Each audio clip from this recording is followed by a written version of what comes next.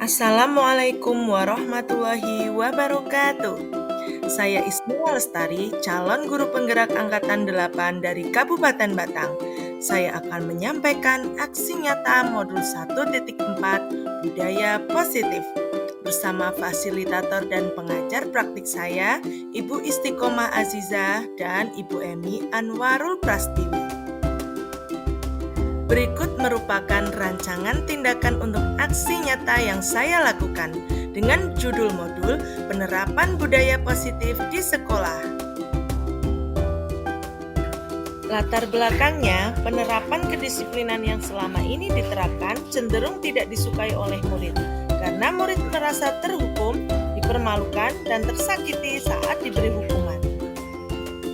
Aksi nyata yang saya lakukan bertujuan untuk menumbuhkan motivasi internal dari dalam diri murid untuk berdisiplin sesuai karakter profil pelajar Pancasila dengan pembiasaan sehari-hari dan praktik di kelas, dimulai dengan memberikan pemahaman budaya positif dengan rekan guru di sekolah saya. Tolok ukurnya: 1. Kolaborasi antar guru dalam praktik budaya positif. 2. Murid dan guru harus menunjukkan kedisiplinan yang positif sesuai profil pelajar Pancasila. 3. Adanya perubahan perilaku sesuai kesepakatan kelas. Dan keempat, suasana kelas menjadi menyenangkan.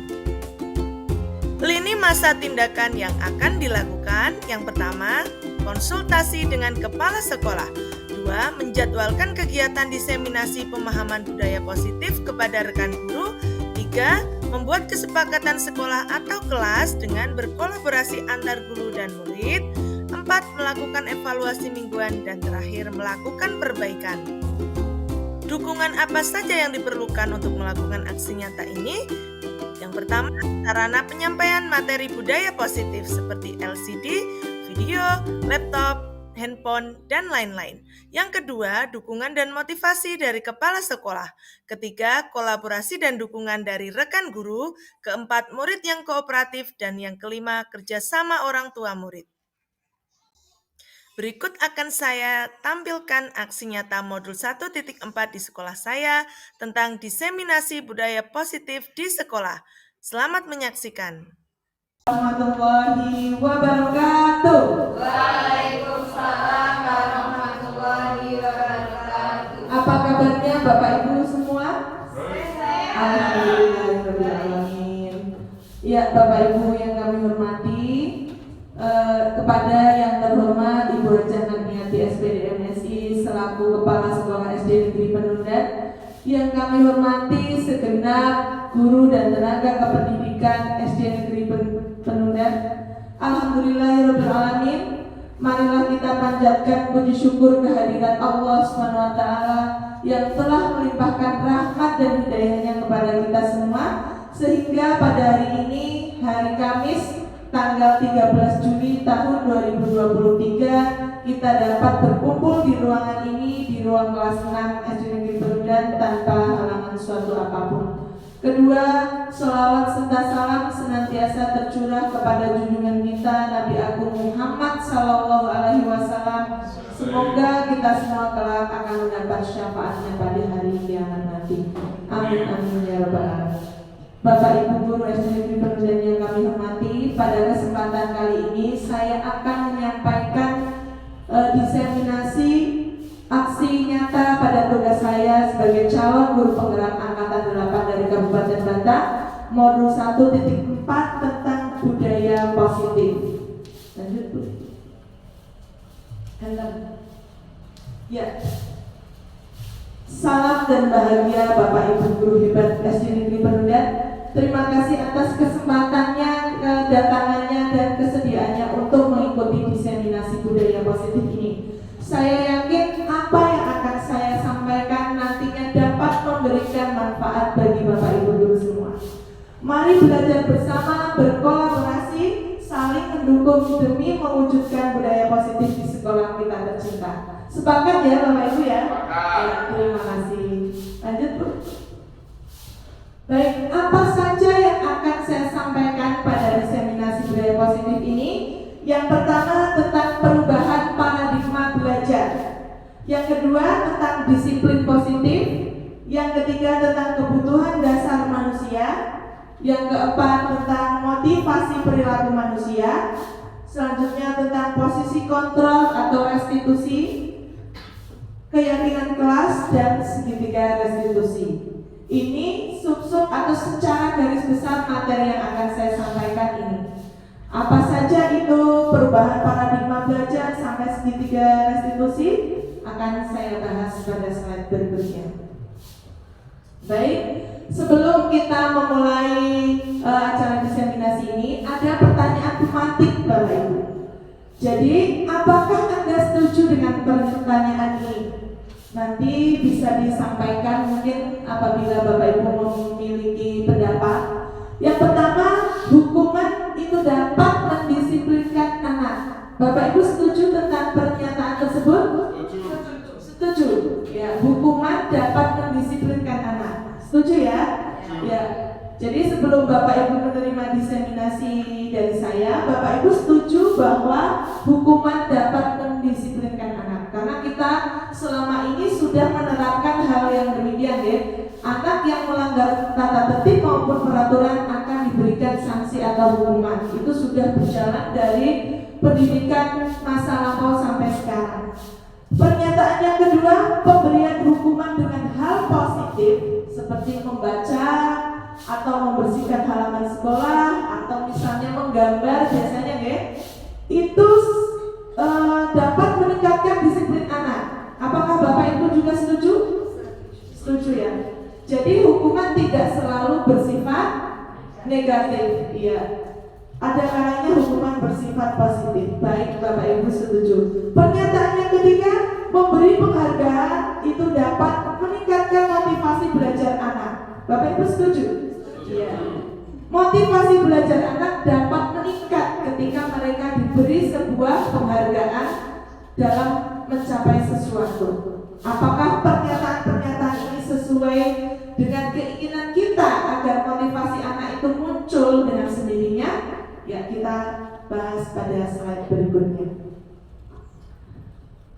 Yang pertama tentang paradigma belajar.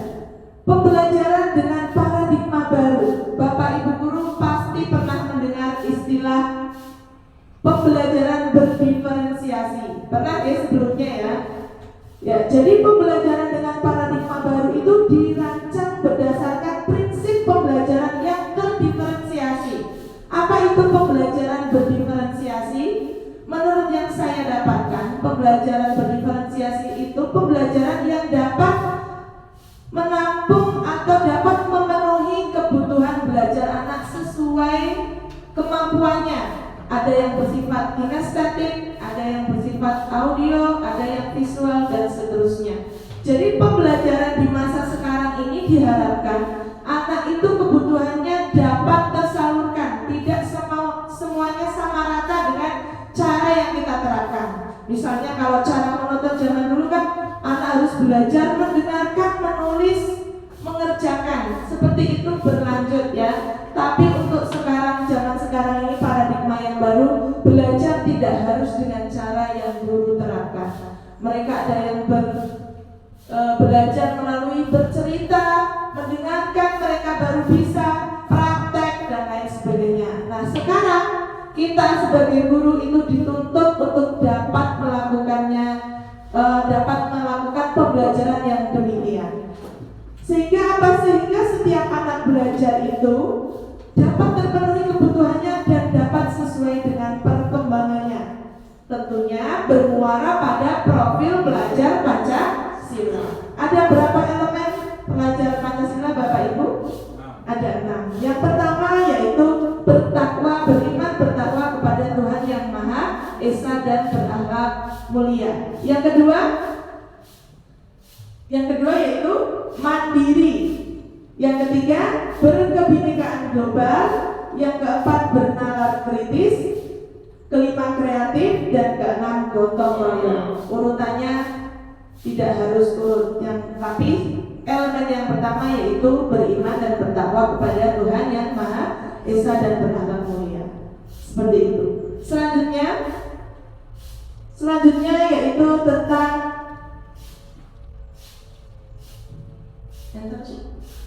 Ya.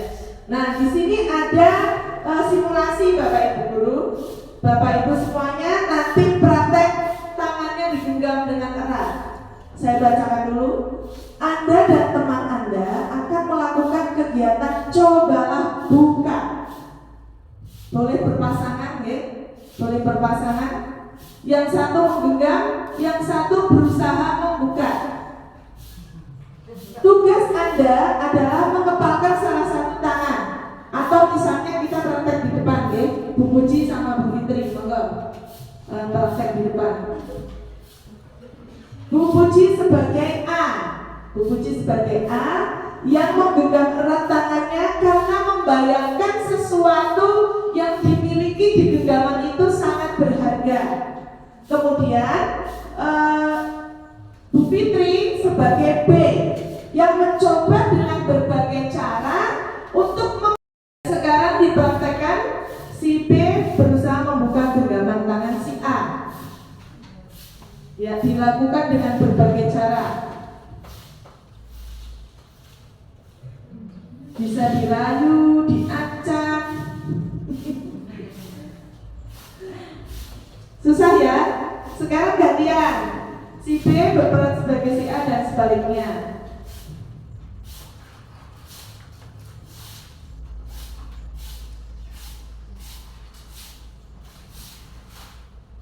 Tidak bisa juga?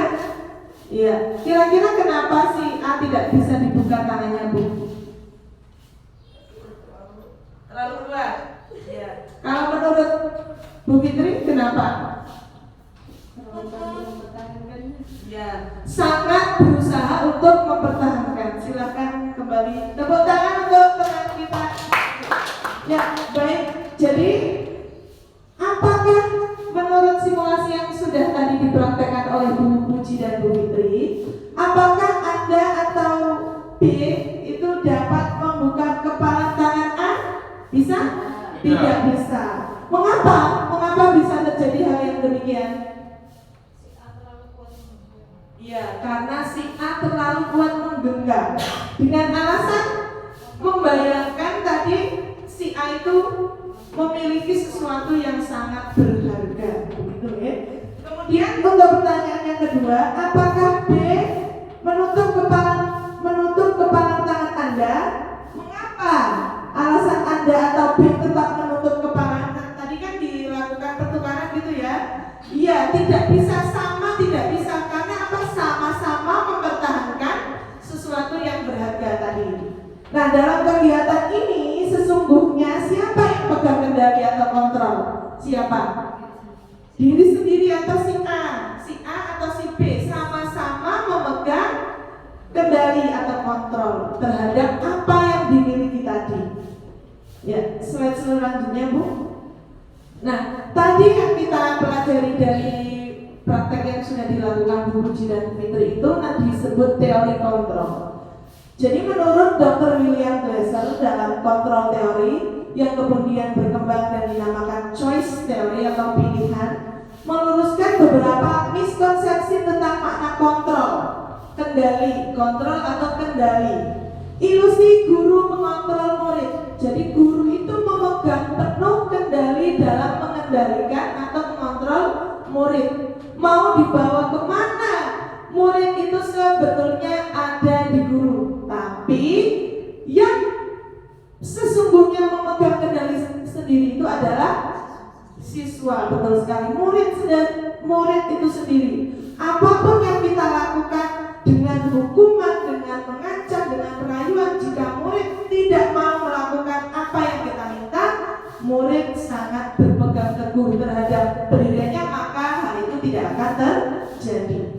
Lah, posisi kita sebagai guru, bagaimana cara menimbulkan motivasi dari dalam dengan tidak menghukum, dengan tidak memberikan penghargaan dan lain sebagainya, nanti kita pelajari. Yang kedua, ilusi bahwa semua penguatan positif efektif itu bermanfaat. Jadi penguatan itu tetap bermanfaat, Bapak Ibu. Bukan tidak bermanfaat, walaupun tidak bisa menimbulkan motivasi dari dalam. Yang ketiga, ilusi bahwa kritik dan membuat orang merasa bersalah itu dapat menguatkan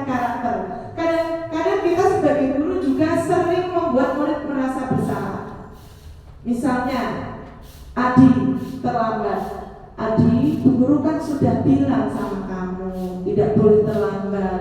Kamu apa tidak kasihan sama bu guru? Nanti bu guru ditegur bu kepala sekolah loh. Itu kan berarti membuat murid merasa bersalah. Ya, itu juga nanti akan kita pelajari. Yang keempat, ilusi bahwa orang dewasa itu memiliki hak untuk memaksa. Yang terjadi di sekolah kita selama ini seperti itu. Guru adalah orang dewasa yang memiliki hak kepada anak untuk memaksa apa yang guru inginkan. Begitu ya. Lanjut. Nah, teori kontrol tadi bermuara pada disiplin positif. Apa itu disiplin positif? Yang namanya disiplin, apakah sudah tentu positif? Nah, ini akan kita belajar. Dalam budaya kita, makna kata disiplin itu dimaknai menjadi sesuatu yang dilakukan seseorang pada orang lain untuk mendapatkan kepatuhan. Disiplin agar patuh terhadap suatu aturan.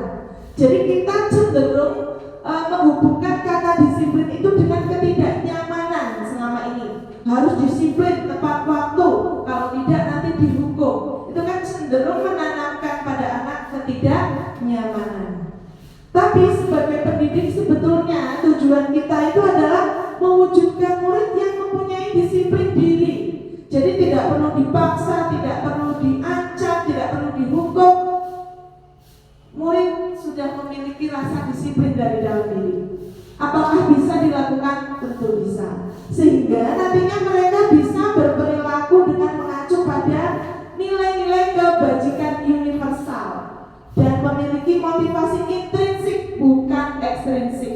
Apa itu nilai kebijakan universal? Nilai kebaikan yang selama ini sudah ada tertanam pada kehidupan kita sehari-hari seperti mandiri, disiplin, percaya diri, toleransi, menghargai. Itu adalah contoh dari nilai kebajikan universal. Dan juga motivasi intrinsik tadi, motivasi yang timbul dari dalam diri anak, bukan dimunculkan dari luar, bukan motivasi ekstrinsik yang didapatkan dari ancaman tadi atau hukuman. Lanjut. Nah, jadi secara garis besar, disiplin positif yaitu cara untuk menerapkan disiplin yang bertujuan untuk menumbuhkan kesadaran serta memberdayakan anak untuk melakukan sesuatu tanpa sogokan, tanpa ancaman, tanpa hukuman, tanpa penghargaan. Jadi anak dengan sendirinya sadar bahwa mereka itu berharga, mereka itu harus menghargai nilai-nilai yang ada di masyarakat. Bagaimana cara menumbuhkannya? Lanjut. Anak harus dikenalkan dengan yang namanya nilai kebajikan yang tadi saya sampaikan secara umum. Nilai kebajikan itu dapat dikenalkan melalui pembiasaan sehari-hari. Misalnya pagi hari itu bertemu dengan Bapak Ibu guru menyapa, Bapak Ibu guru memberi contoh dulu, saling menyapa, menghadap di pintu gerbang, ya. Itu pembiasaan seperti itu bisa dilakukan untuk mengenalkan anak kepada nilai kebajikan. Disiplin sebagai bentuk kontrol diri, yaitu belajar untuk kontrol diri atau mengendalikan diri agar dapat mencapai suatu tujuan mulia. Tujuan mulia di sini mengacu pada nilai-nilai atau prinsip yang dianut seseorang. Nah, nilai-nilai itu yang disebut nilai kebajikan. Mungkin kalau dari nilai kebajikan yang ada pada pembelajaran berdiferensiasi tadi, nilai pada profil pelajar Pancasila, nilai beriman, bertakwa kepada Tuhan Yang Maha Esa, berakhlak mulia, mandiri, gotong royong, inovatif, kreatif, bernalar kritis, berwawasan global. Itu adalah contoh dari nilai kebajikan yang sudah kita kenal dalam kurikulum kita yang baru kurikulum Merdeka. Lanjut. Nilai-nilai dari kebajikan dari berbagai institusi atau organisasi. Tadi yang sudah saya sampaikan, kalau di pendidikan kita saat ini dikenalkan dengan nilai profil pelajar Pancasila. Lanjut. Pada institusi lain, pada primary years program ada sikap murid yang harus dilaksanakan atau nilai kebijakan yang berujung pada sikap murid, yaitu nilai toleransi, nilai empati, nilai keingintahuan, kreativitas, kerjasama, percaya diri, komitmen, antusias, rasa hormat, integritas, mandiri, dan menghargai. Ini adalah contoh-contoh nilai kebajikan universal. Jadi perlu anak-anak ketahui nilai-nilai itu tanpa kita memberikan anak-anak nilai kebajikan universal, yaitu ini tidak, tapi melalui pembiasaan. Lanjut. Selain itu juga ada 9 pilar karakter atau Indonesian Heritage Foundation (IHF), yaitu cinta Tuhan dan segenap ciptaannya. Yang kedua, kemandirian dan tanggung jawab. Ketiga, kejujuran atau amanah dan diplomatis, hormat dan santun, dermawan, suka menolong dan gotong royong, percaya diri, kreatif, dan pekerja keras. Kepemimpinan dan keadilan, baik hati dan rendah hati, toleransi, kedamaian, dan kesatuan. Ini contoh nilai kebajikan yang lain. Lanjut. Ini ada lagi petunjuk untuk hidup, yaitu peduli, penalaran, bekerja sama, keberanian, keingintahuan, usaha, kelulusan, dan lain-lain. Lanjut. Keterampilan hidup juga ada nilai dapat dipercaya, lurus hati atau jujur, pendengar yang aktif, diajak bicara tidak hanya main HP. Kalau sekarang jangankan murid kita saja seperti itu ya. Tetapi sebisa mungkin sebagai guru kita mencontohkan di saat ada siswa kita yang mengajak berbicara kita harus menjadi pendengar yang baik atau pendengar yang aktif. Tidak merendahkan orang lain seperti membuli, memberikan ejekan, memberikan yang terbaik dari diri. Apa yang kita bisa berikan kepada siswa didik kita, itu yang kita berikan. Lanjut. Itu tadi contoh nilai kebijakan universal dalam mendisiplinkan positif pada diri anak. Selanjutnya, topik yang kedua yaitu tentang kebutuhan dasar manusia. Apa yang Bapak Ibu ketahui tentang kebutuhan dasar manusia? Apa Pak Rudi? Ya, kalau betul sekali. Kalau zaman materi di SD maksudnya saat ini itu kebutuhan yang dikenalkan kepada siswa kita yaitu kebutuhan primer, sekunder, dan tersier. Itu ya Pak. Ada pangan, papan, sandang, kebutuhan akan rekreasi, memiliki kendaraan, handphone, dan sebagainya. Itu kebutuhan dasar yang benar-benar dasar. Yang akan kita pelajari saat ini adalah kebutuhan dasar manusia dalam berbagai aspek kehidupan. Yang pertama yaitu kebutuhan tentang bertahan hidup tadi. Kebutuhan bertahan hidup tentunya meliputi pangan, papan, pakaian, itu kebutuhan untuk bertahan hidup. Okay? Tanpa makan, tanpa kita berteduh, itu kita tidak akan dapat bertahan hidup. Itu adalah contoh dari kebutuhan dasar manusia. Yang pertama bertahan hidup, rumah misalnya. Kebutuhan yang kedua yaitu kasih sayang, love ya. Semua manusia itu pasti membutuhkan kasih sayang, merasa disayangi, merasa dicintai. Itu adalah kebutuhan dasar setiap manusia dari anak-anak hingga dewasa, semuanya sama. Contoh kalau dari murid kita, siswa itu sering mencari perhatian kita, berarti dia butuh kasih sayang, dia butuh perhatian kita, dia butuh kasih sayang kita. Selanjutnya yaitu kebutuhan untuk diakui kemampuannya atau untuk dihormati, yang kita sebut dengan penguasaan, power ya. Jadi memang manusia walaupun itu kecil semuanya butuh akan itu, butuh untuk diakui kemampuannya. Apalagi murid kita ya, biasanya perkembangan sekecil apapun yang mereka bisa lakukan mesti wadul ya, mesti bilang ke gurunya, Bu saya sudah bisa menghitung ini, yang tadinya mungkin progabit atau pembagian atau KPK, FBB tidak bisa, mereka bisa satu langkah langsung mereka lapor ke kita sebagai guru karena mereka butuh untuk diakui ya, butuh Kemudian kebutuhan yang keempat yaitu tidak ingin tertekan atau bebas atau merdeka, kebebasan. Kebebasan apa? Freedom ya, free. Kebebasan, freedom. Kebutuhan untuk bebas, misalnya di kelas tuh ada. Mereka lari-larian, mereka kejar-kejaran. Ada yang baru disuruh mengerjakan soal sebentar, mereka sudah jalan ke sana kemari, apalagi siswa kelas rendah ya. Itu karena mereka butuh akan kebebasan. Jadi kita perlu mengetahui itu. Jangan terlalu mengekang siswa-siswi kita dengan sebuah aturan yang mereka sendiri kadang tidak paham. Berikan mereka kebebasan, berikan mereka kebutuhan akan hal itu dengan cara yang baik, dengan cara yang mendidik. Selanjutnya yaitu mencari kesenangan, bermain dan tertawa, kesenangan, fun. Ya, kebutuhan untuk bersenang-senang, bermain-main. Makanya jam sekolah diberi istirahat agar mereka mampu memenuhi kebutuhannya untuk bersenang-senang atau fun, bisa bermain dengan teman-temannya. Ada yang kesenangan mereka itu dengan sekedar ngobrol, berguyonan istilahnya dengan teman-temannya. Tidak, kadang kan ada anak yang introvert yang tidak suka dongeng dengan temannya, tapi cenderung menyendiri di perpustakaan misalnya. Itu adalah cara mereka untuk memenuhi kebutuhannya. Selanjutnya, nah berikut ada video tentang bagaimana mengidentifikasi kebutuhan dasar manusia.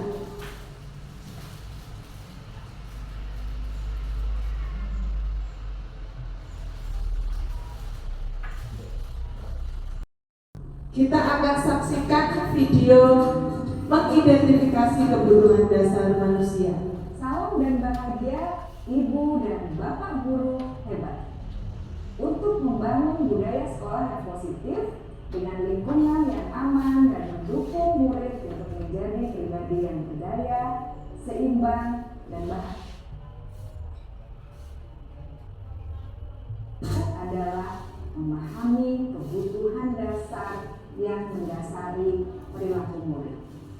Pada video kali ini kita akan membahas tentang 5 kebutuhan dasar manusia.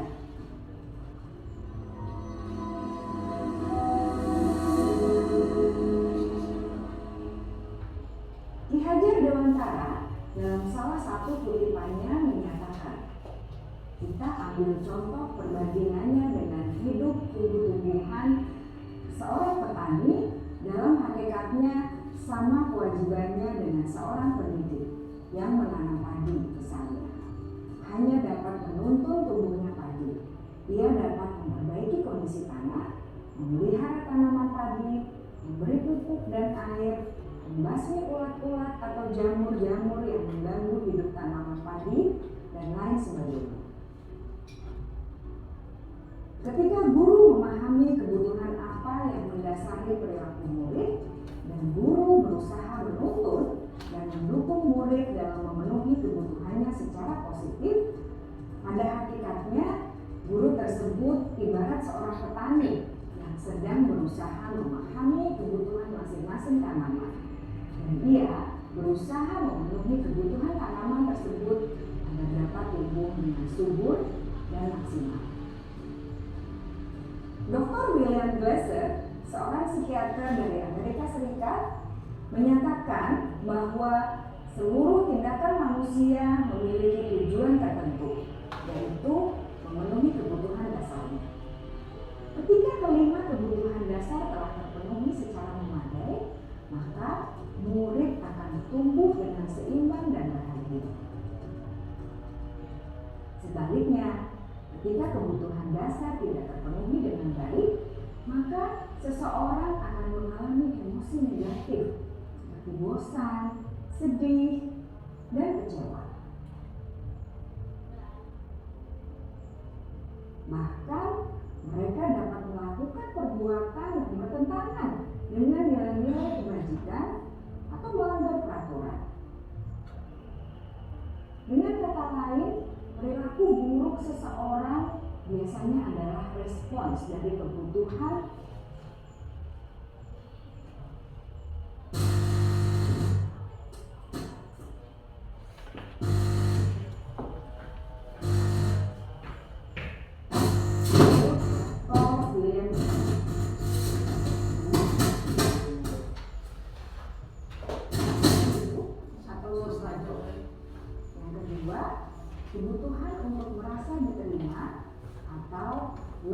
and belonging.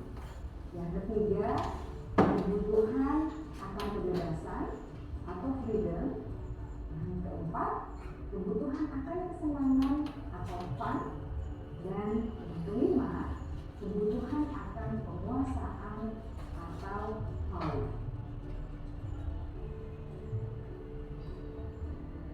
Kebutuhan dasar yang pertama adalah kebutuhan yang bersifat fisiologis untuk bertahan hidup atau survival. Misalnya, kesehatan, rumah, dan makanan. Kebutuhan biologis sebagai bagian dari proses reproduksi termasuk kebutuhan untuk tetap bertahan hidup. Kebutuhan untuk merasa aman juga termasuk dalam kebutuhan ini.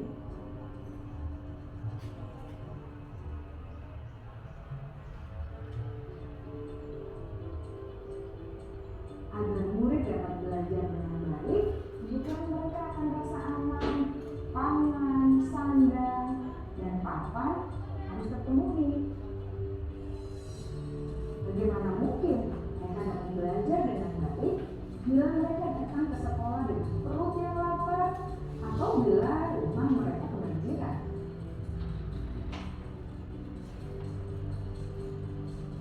Setelah kita mengetahui kebutuhan pertama yang sebagian besar bersifat fisiologis, mari kita lihat kebutuhan kedua sampai kelima yang semuanya berhubungan dengan psikologis.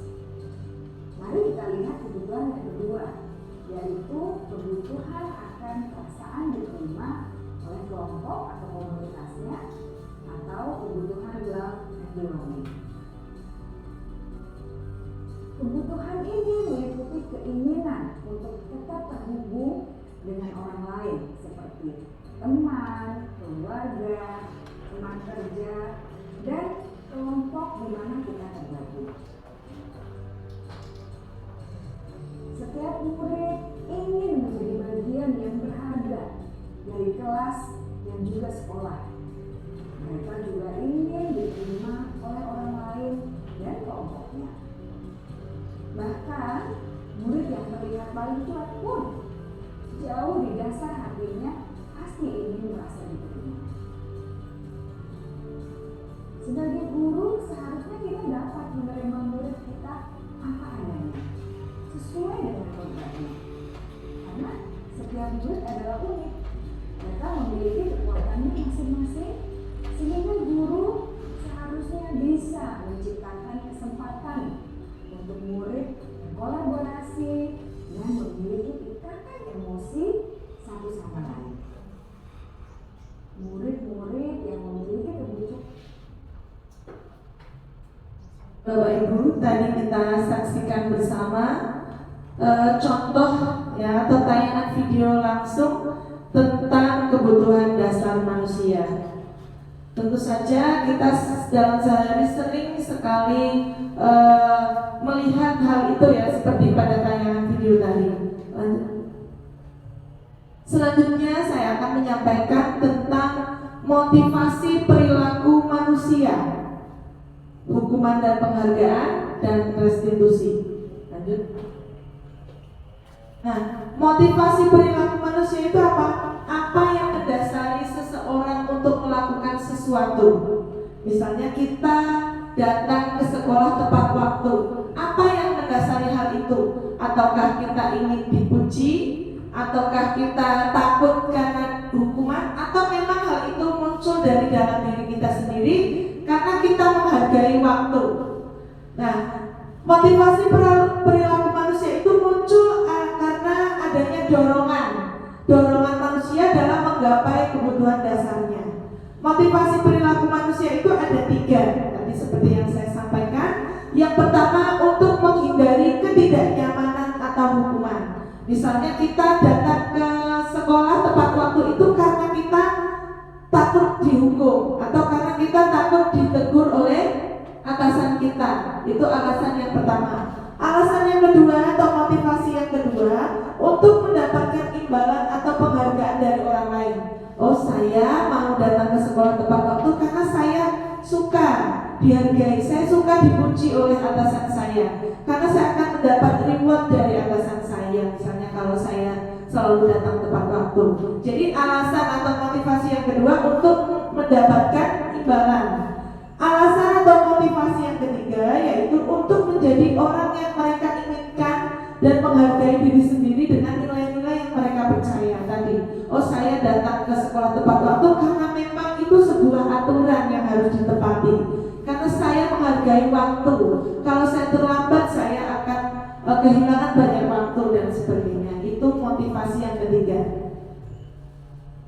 Nah, selanjutnya tentang hukuman, konsekuensi, dan restitusi. Selama ini yang kita terapkan pada anak didik kita itu misalnya seperti ini. Ada hukuman, konsekuensi, dan restitusi itu ada perbedaannya. Hukuman itu identik dengan identitas gagal atau tentang kegagalan yang dilakukan sehingga nantinya akan mendapatkan hukuman. Sedangkan konsekuensi atau restitusi itu berkaitan dengan kesuksesan. Perbedaannya seperti ini. Jika hukuman itu sesuatu yang menyakitkan atau harus terjadi, kita tidak bisa menghindari.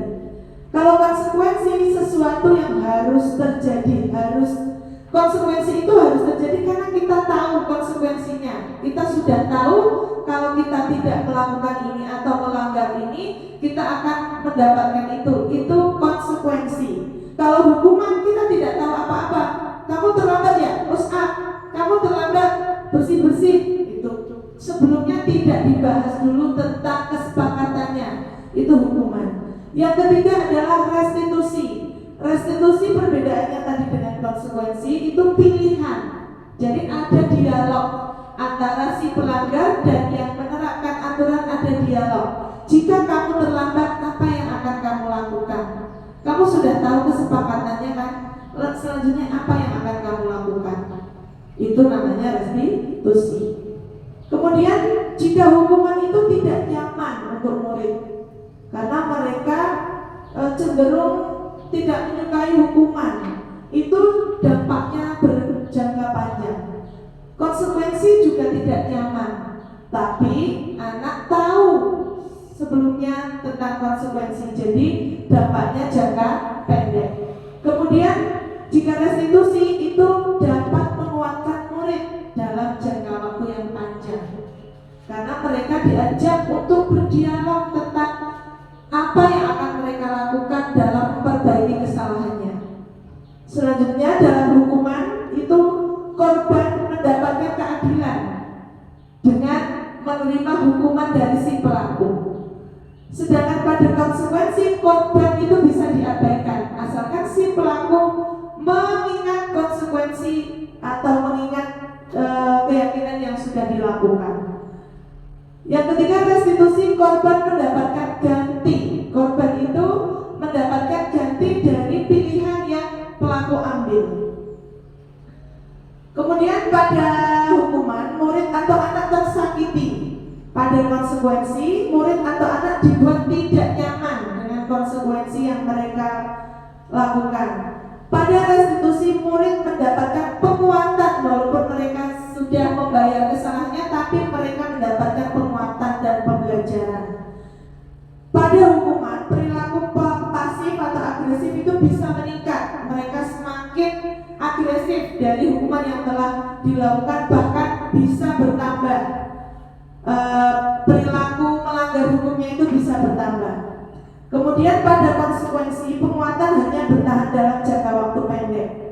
Pada restitusi, masalah dapat terpecahkan. Pada hukuman, sistem tidak akan berjalan bila murid tidak takut. Tidak takut mereka melakukan hukuman, tapi tidak takut akan aturan itu sendiri.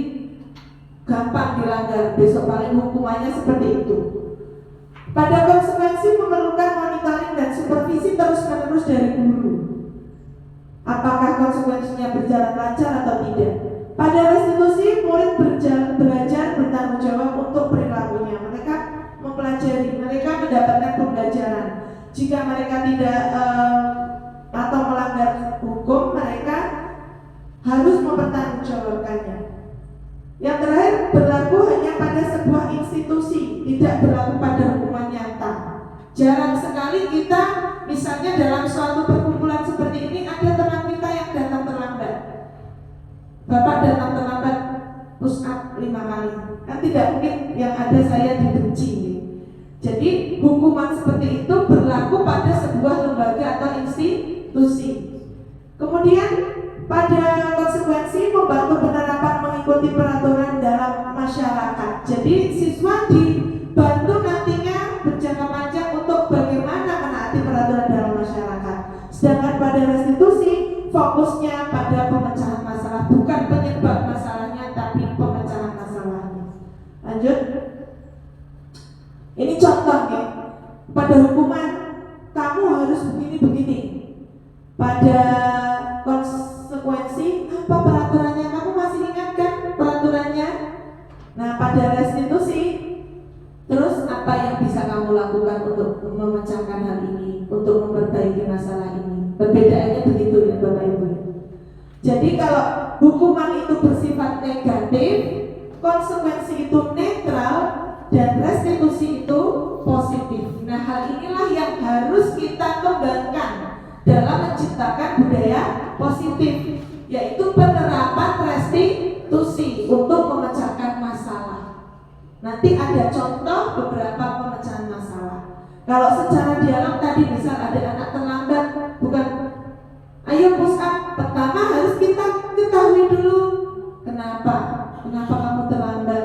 Oh, saya kesiangan Bu Guru. Kamu tahu kan peraturannya kalau kamu terlambat? Iya Bu, tahu, saya harus menyapu halaman sekolah. Ya, terus apa yang akan kamu lakukan?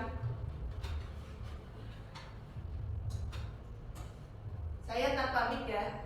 Terus apa yang akan kamu lakukan jika kamu terlambat? Bagaimana kamu memperbaiki kesalahan kamu? Pertama, saya berjanji Bu untuk tidak terlambat besok.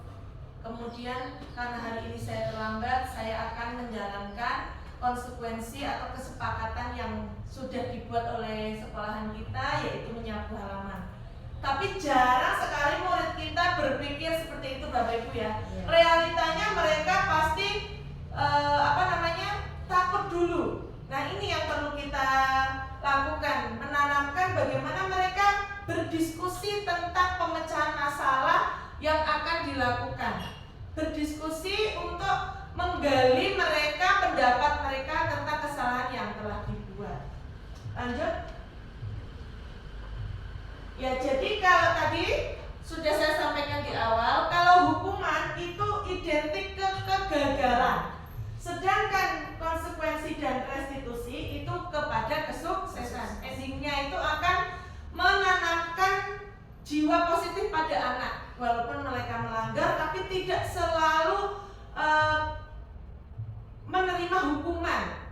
Hukuman mereka tetap lakukan, tapi dengan ide atau diskusi sendiri yang mereka munculkan kepada guru. Lanjut. Nah, ini kita akan bersama-sama. Nanti di enter-enter ya Bu. 1. Mencatat 100 kali di dalam buku. Kalimatnya saya tidak akan terlambat lagi. Ini hukuman atau konsekuensi? Hukuman. Kita cek Bu. Ya, hukuman. Yang kedua, lari mengelilingi lapangan basket 2 kali karena terlambat hadir. Hukuman lagi. Ya. Murid diminta push up 15 kali karena tidak menggunakan masker. Ini juga hukuman. Selanjutnya, menggantikan kertas tugas teman yang telah dicoret-coret. Konsekuensi.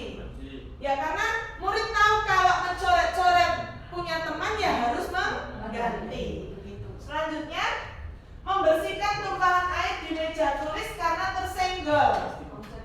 Konsekuensi. Murid disuruh untuk tidak mengenakan sepatu seharian karena tidak mengenakan sepatu hitam.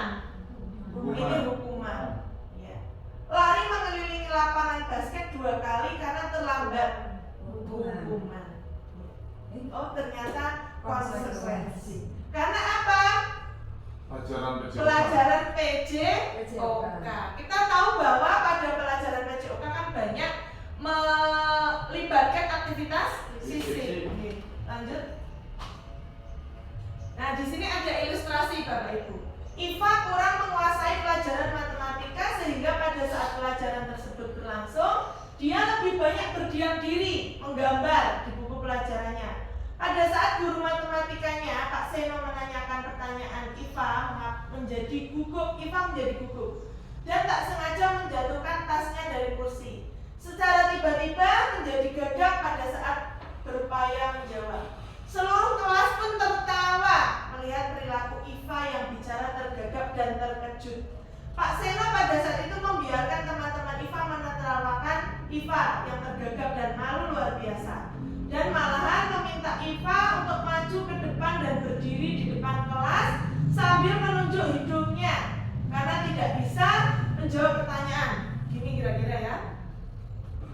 Kelas semakin gaduh, anak-anak tertawa melihat IFA di depan kelas. Nah, dari ilustrasi ini apakah Anda setuju dengan perlakuan Pak Seno terhadap IFA? Tidak. Mengapa kira-kira? Mengapa tidak setuju? Gimana Bu Tati?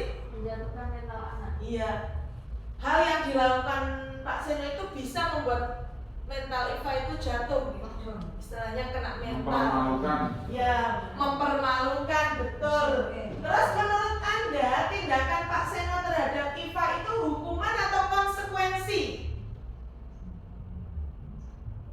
Tadi IFA tidak suka, dia menggambar, kemudian diberi pertanyaan gugup.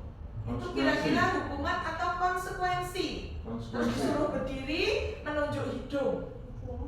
Hukuman. Iya, mengapa itu hukuman? Iya, karena bersifat negatif pertama. Kedua, Tidak memberikan anak Kesempatan. kesempatan Iya, untuk betul. menjelaskan kenapa dia tidak suka. ya betul sekali ya Bu Indri. Jadi Pak Seno tidak memberikan kesempatan kepada IFA, alasannya tidak menyukai matematika, langsung dengan saat itu pula memberi hukuman kepada IFA, karena tadi hukuman bersifat mendadak, anak tidak tahu dan juga menyakitkan atau tidak nyaman. Itu hukuman. Yang kedua Bu, selanjutnya ilustrasi berikutnya. Bu Anas, guru kelas 2, mendapat masalah. Muridnya tidak bisa berdiri tertib antri di depan pintu dan berebutan masuk ke dalam kelas. Setelah jam istirahat usai, ini tentunya mengganggu proses pembelajaran di mana kelas tidak dapat mulai tepat waktu. Karena Bu Anas sibuk menenangkan muridnya dalam waktu yang cukup lama. Akhirnya Bu Anas berpikir cepat dan mengandalkan stiker bintang. Siapa yang akan masuk kelas dulu dengan tertib, dia yang akan mendapatkan bintang. Nah, selama beberapa minggu Bu Anas cukup berhasil membuat muridnya rapi antri masuk kelas. Nah, benar saja pada saat usai jam istirahat, pada waktu itu Bu Anas sakit dan Pak Herulah yang menggantikan. Anaknya rame. Ya, anaknya rame karena sudah kebiasaan dengan Bu Anas pakai bintang. Ketika dia dengan Pak Heru kaget masuk istirahat itu rebutan. Nah, itu kenapa kira-kira? Yang pertama, berdasarkan teori motivasi tadi ya, yang sudah saya sampaikan di awal. Apa motivasi kelas 2 untuk berdiri antri tadi? Iya, karena ingin mendapatkan bintang. Adakah cara lain agar murid kelas 2 berdiri antri di depan kelas tanpa stiker? Ada, yaitu Memberi kesadaran kepada anak. memberi kesadaran dengan membuat kesepakatan, ya, menanamkan bahwa tertib itu penting dengan membuat kesepakatan di awal pembelajaran, misalnya dengan Pak Heru. Anak-anak, misalnya kita buat kesepakatan, kita akan mulai belajar jika anak-anak masuk dengan tertib. Begitu contohnya, contoh sederhana. Lanjut. Nah, itu tadi yang Bu Anas terapkan pada kelasnya itu adalah hukuman tapi berupa penghargaan. Jadi anak-anak itu dihukum oleh penghargaan. Saat kita berulang kali menjanjikan hadiah kepada anak-anak agar berperilaku bertanggung jawab, atau kepada seorang murid agar mempelajari sesuatu yang baru, atau seorang karyawan agar melakukan pekerjaan berkualitas, kita sedang berasumsi bahwa mereka tidak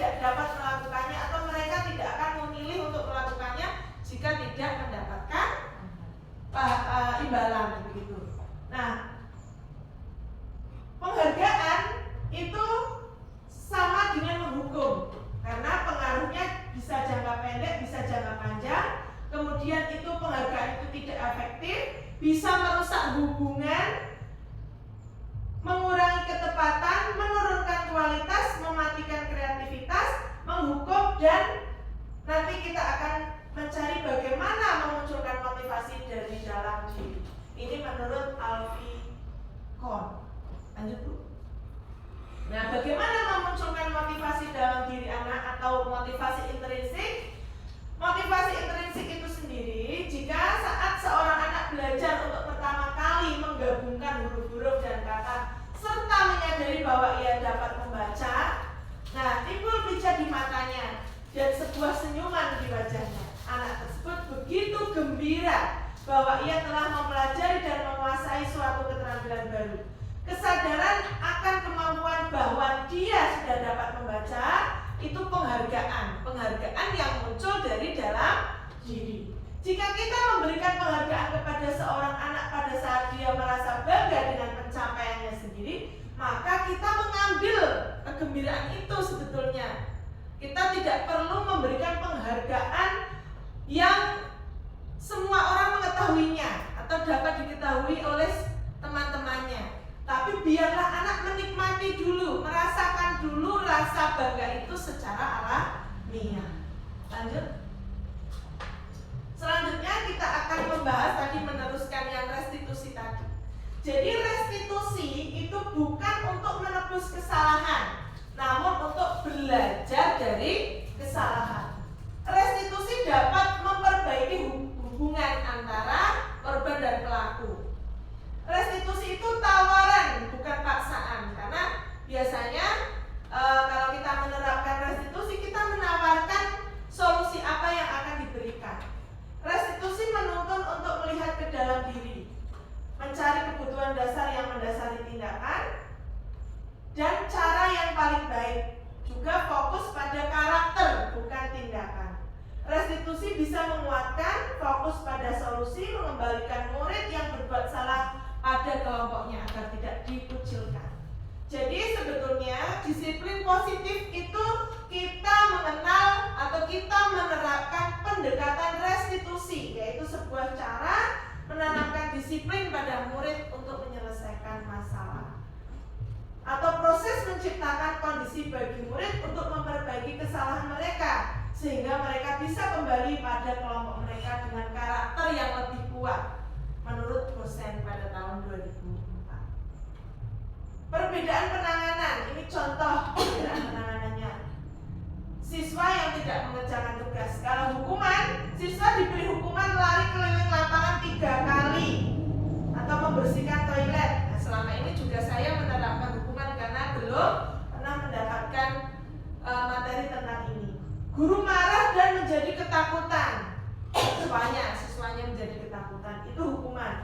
Sedangkan konsekuensi, siswa diberi konsekuensi untuk mengerjakan tugasnya pada saat istirahat. Atau seperti tadi kasus-kasus yang di depan tadi. Biasanya konsekuensi itu guru tegas, siswa juga menghormati peraturan yang ada. Yang ketiga, restitusi itu guru menanyakan kembali keyakinan kelas atau kesepakatan, membantu siswa menyelesaikan masalahnya. Guru terbuka, siswa menghormati dirinya dan orang lain. Lanjut. Itu tadi tentang restitusi. Nanti akan saya tayangkan contoh restitusi yang telah saya lakukan. Nah, selanjutnya mempelajari tentang posisi kontrol. Jadi seorang guru itu biasanya atau secara umum itu ada 5 posisi kontrol yang biasa dilakukan menurut Diana Gossen, yaitu posisi kontrol ini merupakan perjalanan seorang pendidik agar dapat mengenali dirinya. Sebagai penghukum, satu, saya juga sering ini berposisi sebagai penghukum. Jika anak yang tidak ada anak yang tidak membawa PR, pekerjaan di luar, tambah, bahkan tugasnya ditambah. Pasti kita seperti itu ya Bapak Ibu. Berarti kita posisinya sebagai penghukum. Yang kedua, membuat orang merasa bersalah. Seperti contoh tadi, kenapa kamu kayak gitu, kamu gak kasihan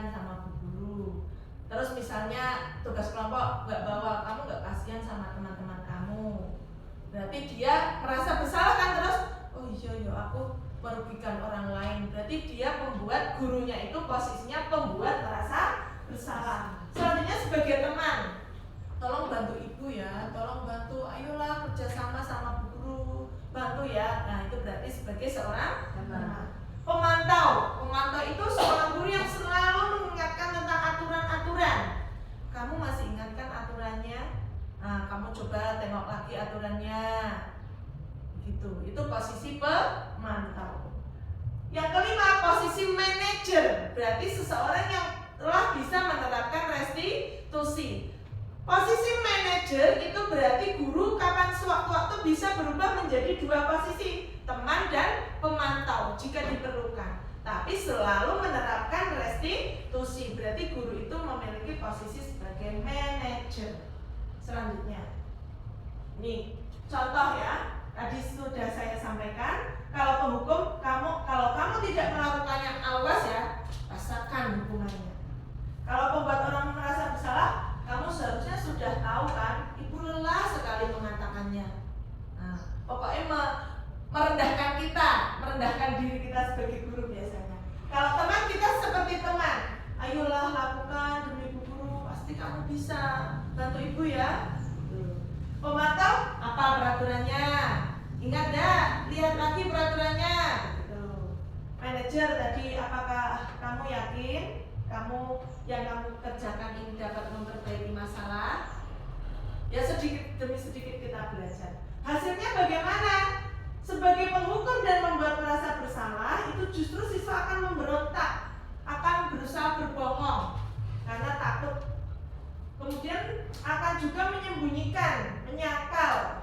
Tapi kalau sebagai manajer itu dapat memberikan penguatan pribadi dalam jangka waktu yang panjang. Lanjut. Ini tadi sudah saya sampaikan ya, sebagai seorang penghukum, patuhi aturan saya atau awas kamu. Kamu selalu saja salah. Itu sebagai seorang penghukum.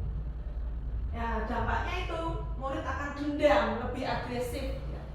Lanjut, kalau pembuat merasa bersalah ini, berapa kali Bapak harus memberitahu kamu, Bapak capek misalnya. Gimana coba kalau orang tua kamu tahu? Dan ini saya juga sering ini seperti ini. Kalau orang ibu kamu tahu, pasti ibu kamu nangis. Itu saya sering. Berarti saya sedang memposisikan diri saya sebagai pembuat merasa bersalah. Hasilnya bagaimana? Muridnya akan merasa bersalah telah mengecewakan Bapak Ibu gurunya. Mereka menjadi orang yang gagal, tidak sanggup seperti menahan emosi. Suatu saat kalau dia bisa meluapkan emosi karena sudah lama menahan, itu malah mengerikan. Lanjut. Nah, sebagai teman tadi, ayolah bantu demi Bapak ya. Ayo ingat tidak bantuan Bapak selama ini. Ya, santai. Bahasanya santai. Tapi bagaimana hasilnya? Ini tergantung pada murid. Bagaimana murid itu apakah akan senang atau akrab. Justru kadang kalau kita terlalu akrab dengan siswa, wibawa kita akan jatuh ya. Siswa tidak akan menghormati kita lagi, apalagi saat ini siswa kita itu terlalu bahasanya terlalu mengerikan. Kalau kita terlalu santai dengan mereka, tidak menggunakan bahasa yang unggah-ungguhnya sesuai, itu murid akan tidak menghargai kita. Lanjut Bu. Pemantau, maaf judulnya salah ya. Jadi posisi pemantau itu biasanya guru selalu mengingatkan ke aturannya. Apa aturannya? Gitu. Hasilnya apa? Biasanya siswa itu tidak nyaman karena selalu harus diingatkan. Padahal mereka sudah tahu. Lanjut. Posisi manajer, ini judulnya juga belum teredit. Posisi manajer itu hasilnya itu biasanya murid akan lebih termotivasi untuk meminimalisir kesalahan karena mereka diberi tawaran saat menerima kesalahan. Nah ini contohnya, apa yang kamu yakini? Jika kamu memperbaiki hal ini, kamu mau bagaimana? Apa rencananya kamu mau memperbaiki hal ini? Lanjut tuh. Nah, ini ada video, kita skip saja ya. kurang lebih sama seperti apa yang saya sampaikan. Lanjut. Ya. Nah, selanjutnya tentang keyakinan kelas, membuat keyakinan kelas. Keyakinan, mengapa keyakinan? Bukan kesepakatan, bukan komitmen kelas. Mengapa keyakinan? Lanjut.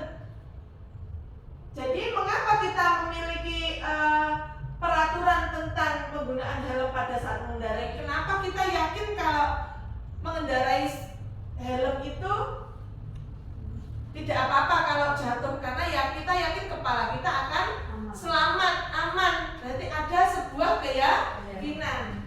Mengapa kita memiliki peraturan tentang penggunaan masker atau mencuci tangan setiap hari? Karena kita yakin kalau memakai masker kita bisa terhindar dari flu misalnya. Itu karena tadi kembali kenapa bukan kesepakatan, bukan komitmen, tapi keyakinan. Karena kita yakin akan suatu nilai apabila kita menerapkan itu, kita dapat mencapai hal yang diinginkan.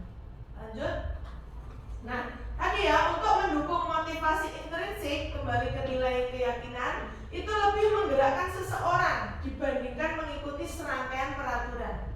Nilai keselamatan atau kesehatan di contoh tadi, penggunaan helm dan masker itu, kita sebut sebagai keyakinan, yaitu nilai kebajikan universal di awal yang sudah saya sampaikan tadi, yang disepakati suatu kelas atau suatu komunitas secara tersirat dan tersurat. Kalau di kelas kita sebaiknya tersurat, karena siswa itu akan lebih cepat paham dan hafal jika sesuatu terpampang. Mereka akan lebih memahaminya. Lepas itu dari latar belakang suku, karakter dan lain sebagainya. Nah, tahapan untuk menciptakan keyakinan kelas, yang pertama, tentukan nilai kebajikan apa yang akan kita utamakan di sekolah. Misalnya menghormati orang lain, toleransi, saling menghargai dan sebagainya. Kemudian sempurnakan beberapa daftar itu, bahas kembali. Kita kembalikan ke anak, ya. Apa yang akan kita sepakati di kelas ini anak-anak? Tidak boleh terlambat guru. Oh, berarti nilainya yaitu disiplin misalnya.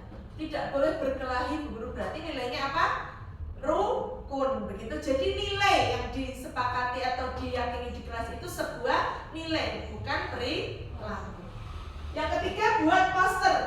Buat poster di kertas, diberi gambar seperti tadi ya, ditempel-tempel seperti itu, yang ditempelkan di dinding. Kalau keyakinan sekolah berarti ditempelkan di mading sekolah misalnya, supaya terbaca setiap saat. Lanjut.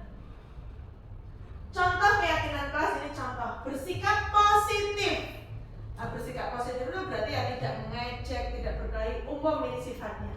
Senantiasa menjadi diri yang terbaik, menjadi diri terbaik, percaya pada diri sendiri. Percaya diri berarti jujur, contohnya percaya dan menghormati orang lain serta barang miliknya. Berarti kalau kita meminjam barang milik orang lain, wajib mengembalikan, wajib menjaga. Berkomitmen setiap tugas, senantiasa membantu, jujur, tidak merugikan orang lain. Ini contoh keyakinan kelas. Bapak Ibu di sini pernah ada yang membuat kesepakatan kelas? Pernah ya? Saya yakin pernah, hanya saja judulnya bukan keyakinan. Biasanya tata tertib kelas 4, tata tertib kelas 2. Nah, mulai sekarang kita buat sedikit demi sedikit, apalagi ini tahun ajaran baru ya Bapak Ibu, kita belajar membuat keyakinan kelas bersama. Banyak referensinya, bisa dari YouTube, dari PMM, dari manapun bisa. Kemudian ini contohnya dibuat menarik, bisa menggunakan berbagai macam aplikasi. Kalau Bapak Ibu belum menguasai aplikasi-aplikasi, bisa pakai tempelan kertas yang menarik seperti itu. Anak diminta membuat bentuk apa ditempel. Itu sudah merupakan upaya kita untuk membuat keyakinan kelas itu menjadi menarik. Lanjut. Nah, ini contoh tadi perbedaan peraturan dan keyakinan. Kalau peraturan itu kembalikan barang ke tempatnya, sedangkan keyakinan kelas kan nilai tadi, berarti nilainya tanggung jawab. Dilarang mengganggu orang lain, berarti nilai untuk menghormati orang lain. Dilarang merokok, dan seterusnya. Lanjut. Topik yang selanjutnya yaitu tentang restitusi. Tadi sudah saya singgung. Segitiga restitusi. Mengapa segitiga? Karena tahapannya ada 3 dan berujung sama. Tahapannya ada 3. Yang pertama tahapan segitiga restitusi atau restitusi yang kita bangun tadi. Pertama, tahapannya menstabilkan identitas. Jika ada seseorang yang melanggar aturan, tanyakan dulu. Ya, tanyakan dulu mengapa dia seperti itu, alasannya apa. Jadi distabilkan dulu keadaannya. Yang kedua, validasi tindakan yang salah. Kita dukung kesalahannya. Loh, kok kesalahan didukung? Contohnya begini, kenapa kamu mencontek pekerjaannya Naya? Ya kan karena Naya pinter Bu Guru ya, jadi saya contek. Oh ya mungkin kalau Bu Guru sebagai kamu pun Bu Guru akan melakukan hal yang sama ya. Oh ada teman yang pinter, ada kesempatan, kenapa kita tidak mencontek? Nah itu validasi tindakan yang salah. Jadi kita membenarkan tindakan yang salah terlebih dahulu untuk selanjutnya berdialog kepada siswa, mencari permasalahannya. Nah kalau kamu tahu tidak kalau mencontek itu salah? Tahu Bu Guru, kamu ingat kan keyakinan kelas kita? Ingat apa? Menghargai teman, berbuat positif misalnya. Oh, nah kalau kamu sudah tahu, selanjutnya apa yang kamu lakukan? Meminta maaf Bu pada Naya sudah mencontek. Terus selanjutnya ya bagaimana kamu memperbaiki kesalahan kamu? Selanjutnya saya tidak akan mencontek Bu, kalau ada ulangan saya mau berusaha. Ya karena harus berbuat jujur ya sesuai keyakinan kelas. Nah itu contoh penerapan segitiga restitusi. Tetap kita dukung siswa, jangan langsung menjatuhkan atau memberi hukuman. Lanjut. Itu tadi ya, ini menstabilkan identitas tadi. Untuk mengubah identitas anak dari orang yang gagal menjadi orang yang sukses, agar anak itu tidak merasa aduh aku bersalah, aku gagal ya. Oh kita bisa kok menyelesaikan ini, tenang saja. Bapak ibu tidak tertarik mencari siapa yang salah. Bu Guru tidak mau tahu tadi kamu berkelahi itu siapa yang salah duluan. Tapi kita harus cari solusi permasalahan ini. Nah, itu adalah menstabilkan identitas. Lanjut. Validasi tindakan yang salah. Nah ini padahal kamu bisa ya seharusnya melakukan lebih buruk dari itu. Bisa ambil bukunya Naya, dicontoh aja sekalian kan kamu bisa. Tapi Bu Guru menghargai kamu hanya mengintip pekerjaan Naya, kamu tidak sampai mengambil bukunya dia. Jadi dihargai dulu si anak itu ya, dionggrong istilahnya ya, diumpak dulu, dibongbong. Oke. Kamu patut bangga pada dirimu karena telah melindungi sesuatu yang penting. Misalnya gelut, tukaran, karena rebutan apa. Ini kamu patut melindungi yang sesuatu yang penting buat kamu kan, malah mau direbut dia. Ini validasi tindakan yang salah. Mengenali basic need atau kebutuhan dasar mereka dulu. Mereka melakukan itu untuk apa sih? Kesenangan, untuk kebebasan, ingin diakui, kembali ke kebutuhan tadi. Lanjut. Yang terakhir yaitu menanyakan keyakinan. Setelah kita validasi kesalahan dia, kita stabilkan identitas, kita tanyakan keyakinan atau kesepakatan di kelasnya. Kamu tahu kan kalau mencontek itu tidak sesuai dengan keyakinan kelas kita? Iya Bu, apa itu? Tidak jujur. Nah, berarti nilai apa yang kita sepakati di kelas? Jujur Bu. Terus kalau kamu tahu kalau jujur, kalau mencontek itu tidak jujur, selanjutnya apa yang kamu lakukan? Apa langkah kamu untuk memperbaikinya? Itu ya, itu contoh menanyakan keyakinan. Ini disebut segitiga restitusi karena ada 3 tahapan dan saling keterkaitan. 3 sudut itu saling berhubungan. Lanjut. Ini contoh pelaksanaan restitusi yang saya lakukan. Mungkin volumenya dari laptop tidak apa-apa ya Bu.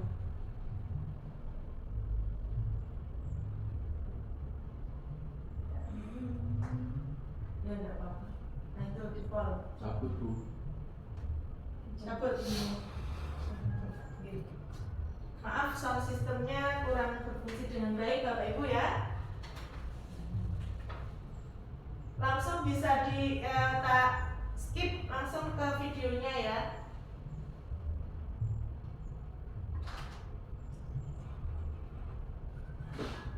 Nah, pada waktu itu ini saya praktek dengan murid saya yang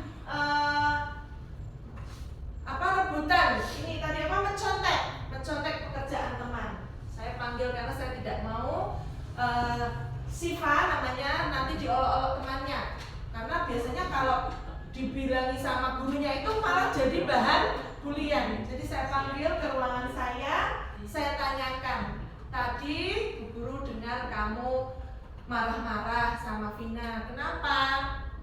Saya marah Bu, pekerjaan saya dicontek sama Vina. Kenapa kamu marah? Lah kan saya capek-capek mengerjakan malah dicontek.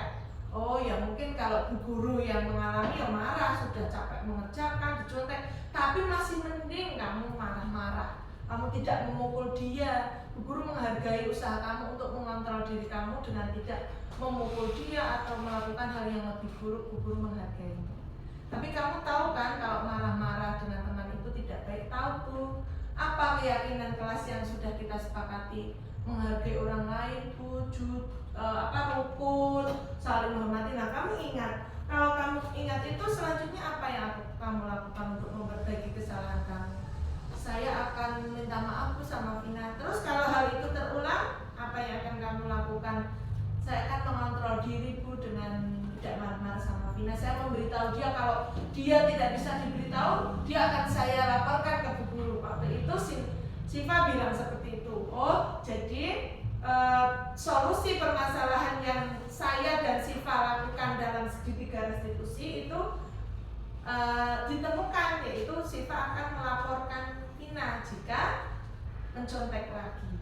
Itu jadi tawaran seperti itu muncul dari dalam diri anak, bukan guru yang memberi hukuman. Lanjut Bu. Ini testimoni.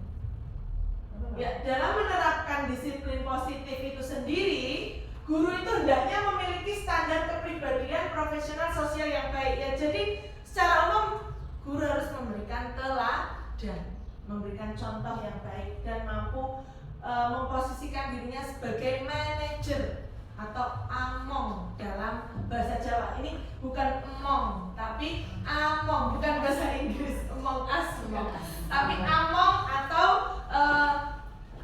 mengayomi, manajer ya, menuntun murid menjadi insan yang mandiri, merdeka dan bertanggung jawab. Itu adalah ending dari tujuan budaya positif ya Bapak Ibu. Lanjut.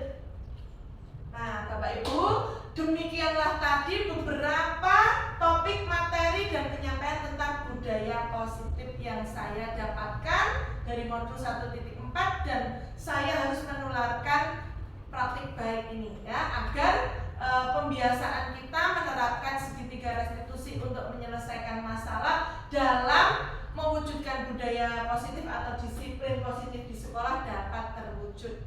Terima kasih atas kesediaan Bapak Ibu untuk hadir mengikuti dari awal sampai akhir, ikut berpartisipasi aktif dalam mengikuti diseminasi ini. Saya menyampaikan mohon maaf atas segala kesalahan yang telah saya lakukan baik sengaja maupun tidak sengaja dari lisan dan perbuatan saya, dan juga tadi mohon maaf ada kendala teknis ya Bapak Ibu ya, mohon dimaklumi. Sekian dari saya, terima kasih. Wassalamualaikum warahmatullahi wabarakatuh.